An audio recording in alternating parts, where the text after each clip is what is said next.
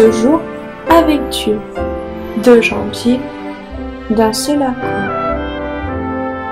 Celui qui dit qu'il demeure en lui doit aussi marcher comme il a marché lui-même. 1 Jean 2, 6. Beaucoup sont sur le terrain enchantés de l'ennemi. Les choses de la moindre importance, les fêtes sociales insensées, les chants, les plaisanteries, enveloppent leur esprit et ils servent Dieu avec un cœur divisé.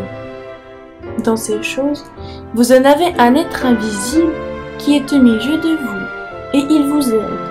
Satan est présent, plein d'exultation infernale. La déclaration du Christ, nul ne peut servir de maître, Matthieu 5, 24, est ignorée. Après l'ascension du Christ, le Saint-Esprit n'est pas descendu immédiatement. 10 jours après son ascension, avant que le Saint-Esprit ne soit donné, le temps a été consacré par les disciples à la préparation la plus sérieuse pour recevoir une dotation si précieuse. Les riches trésors du ciel leur ont été déversés après qu'ils eurent sondé leur propre cœur avec diligence et sacrifié toutes les idoles. Ils étaient devant Dieu, humiliant leurs âmes, fortifiant leur foi, confessant leurs péchés.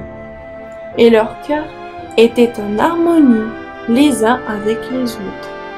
Et comme le jour de la Pentecôte s'accomplissait, ils étaient tous ensemble dans un même lieu.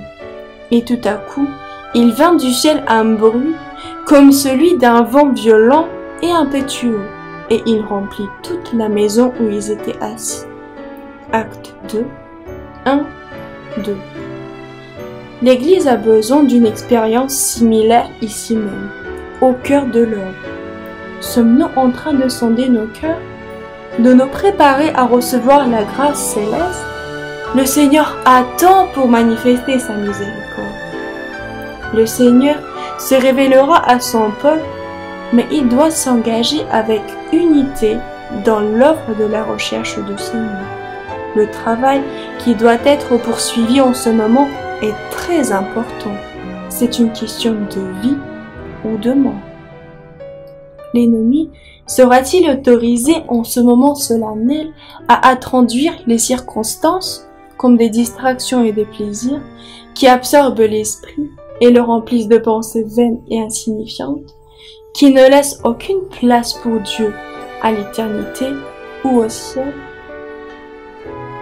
Manuscrit 36, 1890, journal Battle Creek, Michigan, 2 janvier 1890.